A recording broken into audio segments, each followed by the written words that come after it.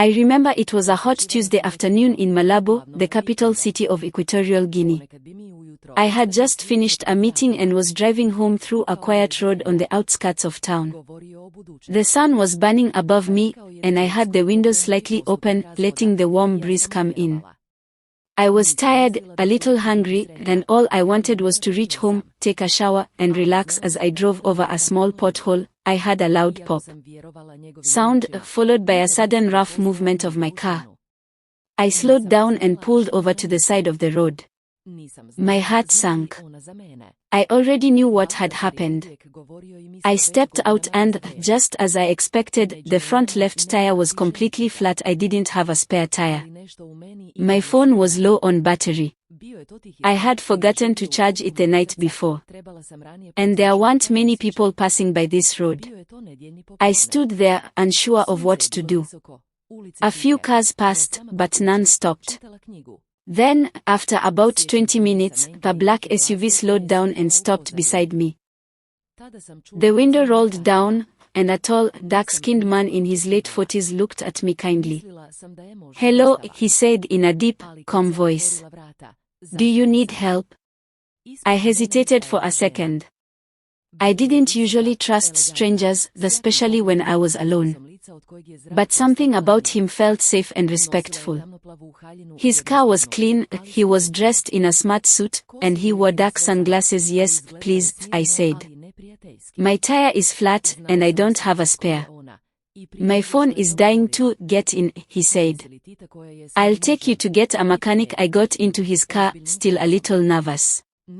He introduced himself. "My name is Baltasar Ngonga," he said, offering a warm smile. "I work for the government." "Oh," I replied, surprised. "What do you do?" "I'm the leader of the National Financial Investigation Agency," he said calmly. I didn't know what to say. That sounded like an important position. I had never met someone like that before. We talked during the short drive. He asked about me, and I told him I was working in marketing and that I had only been in Malabo for a few months. He listened carefully, never interrupting, always respectful. He took me to a nearby auto shop where he personally spoke to the mechanic, paid for everything in advance, and even drove the mechanic back to my car to fix the tire. Once everything was done, I thanked him over and over again. "Let me take you home," he said. "You shouldn't walk or drive far today. You've had a stressful time." "Again," I agreed.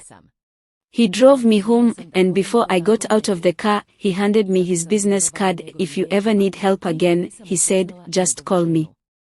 "It was nice meeting you." The next day, I texted him to thank him again. He replied quickly. "You're welcome," he said. "Would you like to have lunch sometime?" "I'd love to talk again." Without the car trouble, I agreed. We met for lunch on Saturday at a quiet restaurant with a view of the ocean. Baltasar was even more interesting when he wasn't in a rush. He told me about his job, how he helped the country stop corruption and manage its money better. He had traveled to many countries and spoke several languages. I was impressed by his intelligence, but even more by how gentle and respectful he was. From that day on, we started spending more time together.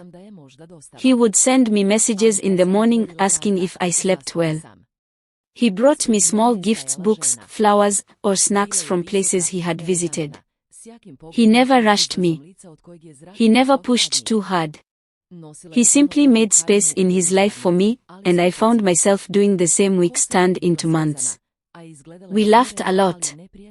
He was serious at work but funny in private. He loved old music and would sing softly while driving. He took me to beautiful places around Equatorial Guinea: beaches, quiet forests, and little-known restaurants in the mountains. One night, after a walk on the beach, we sat in his car watching the waves. "I never expected to meet someone like you that day," I said. "Neither did I," he replied. "But I'm glad I stopped the car." We kissed that night for the first time. It was slow, soft, and full of meaning. As our relationship grew, I started sleeping at his house sometimes. He lived in a large but simple home near the city center. It was quiet, with books everywhere and the smell of fresh coffee in the mornings. The first time we slept together was after a quiet dinner at home. We had cooked together, danced in the kitchen to an old love song, and then just looked at each other. There was no rush. No pressure. Just the feeling that this was right. That night, in the calm darkness of his room, I felt safe. We held each other for hours afterward, talking about life, family, the future. Some people say love starts with fireworks. But ours started with a flat tire. 2 months passed since that beautiful night I first slept in Baltasar's arms. Every day after that felt like a dream.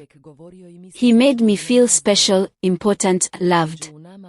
We spent weekends together, we talked about future plans, and sometimes we even joked about getting married one day.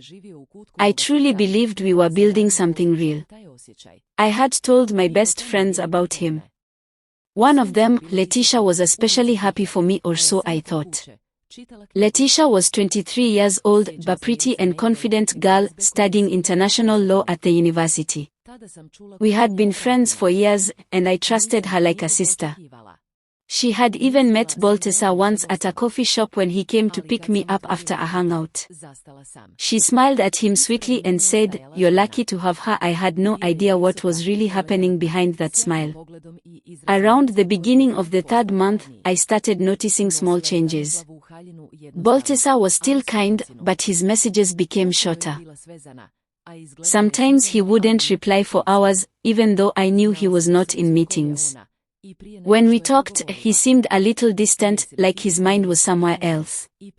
He didn't laugh as much, and he didn't call me my queen like he used to. One night, he said he was too tired to meet.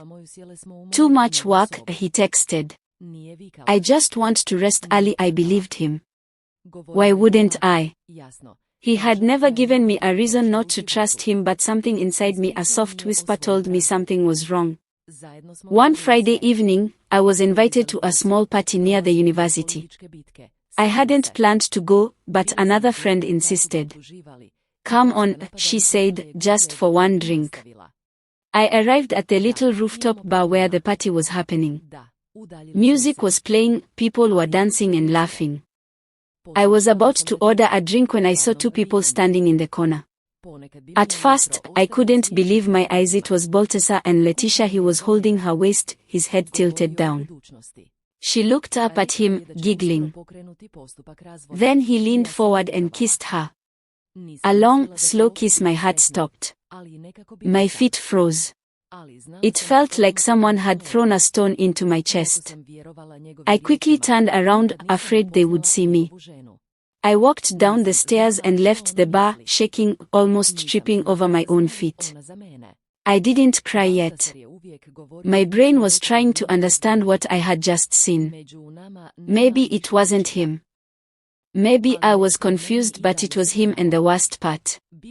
Letitia had just texted me a few hours earlier saying she was too busy studying for exams to go out. I didn't call or message Baltasar that night. I didn't sleep either. My phone was in my hand all night, but I didn't know what to say. The next day, I received a message from Letitia. "Hey sis. How are you feeling today?" I stared at the message for a long time, then I replied, "I saw you last night." There was no answer. 2 hours later, Baltasar called. I didn't answer. He called again. Then he sent a message, "Can we talk? Please." I finally agreed to meet him at his house. My stomach was full of knots when I walked in. He looked tired. Guilty. "I didn't mean for it to happen," he said softly. I stood in silence. "It was a mistake," he continued. "We were just talking, when things got out of control." I looked at him. "So you slept with her?" I asked, my voice shaking. He hesitated, then nodded. "Yes. Just once." That word "yes" felt like someone had ripped a piece of my heart out and crushed it in front of me. My world falls apart. I couldn't believe it. After everything we had shared, after the night we held each other close, talking about love and trust. After all the gifts, the promises, the gentle mornings. He had thrown it away for one night with someone I called my best friend. I cried. Not just tears, real crying, with my whole body shaking, my chest tight, my voice broken. I asked him why. He didn't have a clear answer. Just excuses. I was stressed. She was there. I didn't mean to hurt you, but he did hurt me. And Letitia did too. I left his house without saying goodbye. I deleted both their numbers. I blocked them on every app. I felt like I was floating in a cloud of sadness and confusion. How could two people I cared about betray me like that? The first week was the hardest. I couldn't eat. I couldn't sleep. Every place reminded me of him, our lunch spot, the road where my car broke down, the songs we danced to. Letitia tried to message me again, saying, "I didn't mean to hurt you. It just happened," but that wasn't enough. That wasn't what a best friend does. I cried myself to sleep for days. Some nights, I would open old pictures and stare at them until my eyes hurt. I missed the way Baltasar made me feel. But I couldn't forget what he did. Healing slowly. After a few weeks, I started to rebuild myself. I focused on my work. I started going for morning walks. I wrote in a journal every day, trying to understand my pain and turn it into strength. I didn't need to be with someone who didn't know my worth. One day, while watching the ocean alone, I told myself, this heartbreak will not define me. Yes, I loved Baltasar. And yes, he broke my heart. But I would not let that stop me from loving myself. I would grow. I would heal the woman I became. It took time, months, but I became stronger. I learned to enjoy my own company. I made new friends, honest ones. I focused on things that made me happy, reading, learning, traveling. Baltasar tried to come back once. He sent a long email saying he missed me, saying he had ended things with Letitia, asking for a second chance, but I didn't reply. Because by then, I had already learned something very important. If someone can betray you once, they can do it again. And your peace is more precious than second chances. That flat tire on the side of the road once brought a man into my life. And for a while, it felt like a blessing. But some blessings don't last forever. Some are just lessons wearing a beautiful disguise. And now, when I look back, I don't hate him. I don't hate Letitia. I just thank them for showing me who I really am, a woman who deserves loyalty. A woman who can survive heartbreak, a woman who can rise again, no matter how hard she falls. After 6 months since I walked out of Baltasar's house with tears in my eyes and a broken heart in my chest. In those 6 months, I did everything I could to move on. I read books about healing. I went for walks every morning.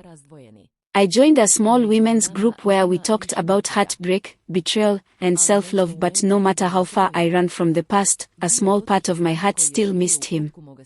Some nights, I would lie awake and remember the way his arms felt around me. His deep voice when he whispered, "You're safe with me." I would think about how we danced in his kitchen, how we watched the sunset in silence, how he kissed my forehead like I was fragile and precious. I missed him, even though I didn't want to. And then, one day, he came back. It was a rainy Thursday afternoon. The sky was gray, and the streets of Malabo were quiet. I was working from home when my phone vibrated. It was a message from a new number. "It's me, Baltasar. I don't expect you to answer. I just wanted to say I'm sorry. Every day since you left, I've missed you. I never stopped thinking about you." I stared at the message for a long time. My heart started racing. Then another message came: "If you can give me one evening, just one, I'll explain everything. And if you still hate me after that, I'll never bother you again." My mind said no, but my heart said maybe. At first, I didn't reply. I sat in silence, watching the rain hit the window. I told myself, don't go back. He broke you. He cheated. He chose your best friend, but my heart whispered something else. What if he's truly sorry? What if you still love him? 3 days later, I agreed to meet him. Just once we met at a quiet restaurant outside the city. He was already there, sitting alone at a corner table. He looked older, more tired.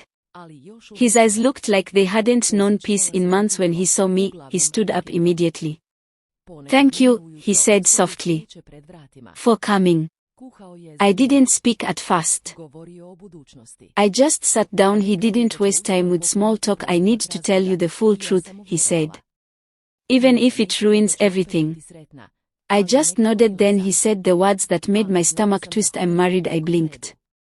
He continued, "I've been married for years. My wife lives in Bata. We've been separated for a long time, but we never divorced. We don't love each other anymore. We don't even talk unless it's about the children. But technically, yes. I'm still married." My hands were shaking under the table. So many emotions hit me at once: anger, sadness, shock. "You never told me," I whispered. "You let me fall for you. You let me dream." "I know," he said. "I was afraid. Afraid you'd walk away before I had a chance to show you how much I loved you." Then he took a small notebook from his bag. "I've been writing letters to you every day since you left. I want you to read them." I took the notebook home with me that night. Words that melted my anger. I spent the whole night reading his letters. Each page was full of pain, regret, love, and memories. He wrote about the day we met, about how he used to wait by the road just to see if I would pass by. He wrote about how empty the house felt without my voice in it, about how he stared at my picture every night, asking himself why he destroyed something so beautiful. He didn't make excuses. He admitted his wrongs. He wrote, "You are the best thing I never deserved." When I finished the last page, I was crying. Not because I forgave him. Not because everything was okay. But because I still loved him. A few days later, I called him. "I don't know what this means," I said. "But I want to see you." Just once we met again, this time at his house. He had cleaned everything. The smell of coffee was still there. The same book was on the shelf. But something felt different, softer, quieter. He hugged me when I walked in. I didn't pull away that night. We didn't talk much. We didn't need to. He cooked for me again. We laughed shyly, like it was our first date. Then we danced again, in that same kitchen, to that same old love song. And slowly, naturally, our lips met. The kiss was slow, filled with years of emotion. No rush. No games. We went to his bedroom, holding hands like teenagers. When we lay down, it wasn't just about desire. It was about pain, healing, longing. That night, I gave myself to him again. Fully. Not because I forgot what he did, but because I chose to feel again. To forgive. To understand the messy parts of love. Why I said yes, even when I knew the truth. People may ask, why would you go back to someone who cheated? Someone who's married? I asked myself the same question many times, because life is never black and white. Because love doesn't follow rules, because hearts don't heal in straight lines. I said yes, because I saw the regret in his eyes. I heard the truth in his voice.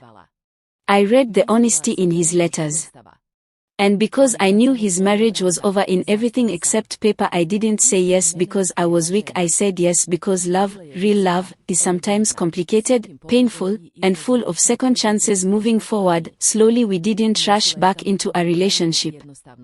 We took our time. Baltasar promised to be honest. He said he would start the divorce process, even if it would be difficult. Months passed after I went back to Baltasar. We weren't rushing anything.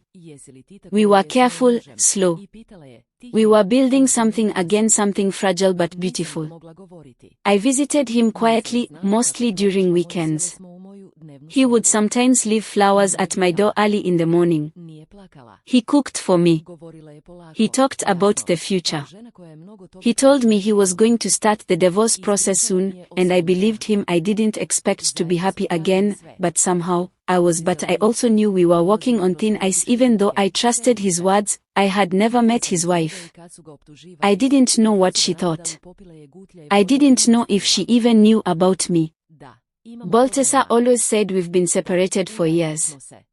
There's nothing left between us, but something inside me was still afraid. It was a quiet fear that lived in the corner of my heart. I should have listened to that fear sooner. On Sunday afternoon, the sun was high, the streets were quiet, and I was home alone reading a book. I remember the smell of mango and the sound of soft music playing in the background. Then there was a knock at the door. I wasn't expecting anyone. I thought maybe it was a delivery. But when I opened the door, my breath stopped. A woman stood in front of me. She was tall, elegant, with strong eyes and an expression that made the air around us feel cold. She wore a dark blue dress, simple but expensive. Her hair was tied back, and she looked calm but not friendly. I knew in my heart who she was, even before she spoke. "Are you the one seeing my husband?" she asked, her voice low and serious. I couldn't speak. I didn't even know how she found my address. "I'm Baltasar's wife," she said. "My name is Donna Veronica Obiang-Star. And I've come to give you a final warning." We sat in my living room. She didn't yell. She didn't cry. She spoke slowly, clearly, like a woman who had seen and survived many things in life. She told me about her marriage. "I married him 25 years ago," she said. "We built everything together. We raised children, faced the government together, moved cities. I stood by him through corruption accusations, political games, financial battles." She took a sip of water and continued, "Yes, we have problems.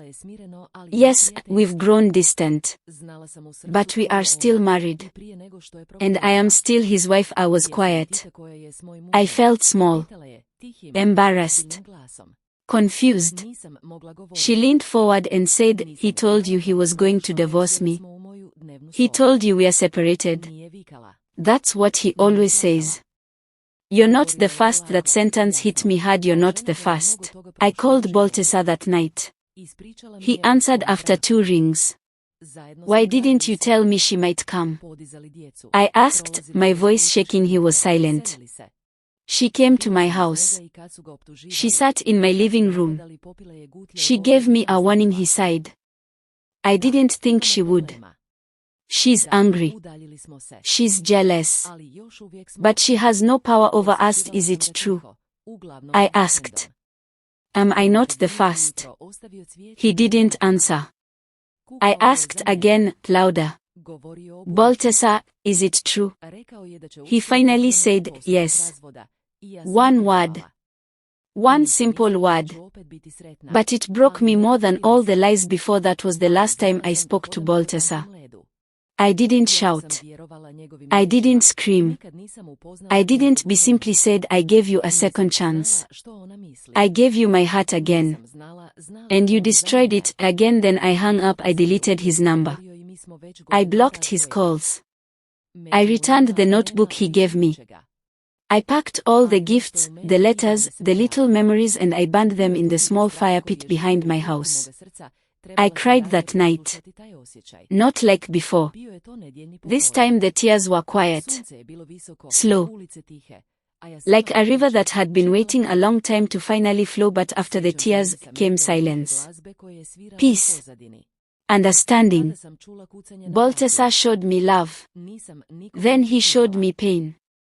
He showed me how sweet a man can be when he wants something and how dangerous he can be when he hides the truth. I don't hate him anymore. I don't hate his wife, either. I think she was the only person brave enough to tell me the truth to my face. She saved me from years of waiting, hoping, and believing in something that was never real. Now, when I walk by the road where my tire once broke, I smile not because I met Baltasar there but because I met myself there. A version of me who was innocent, hopeful, trusting. And now, I am wiser. Stronger.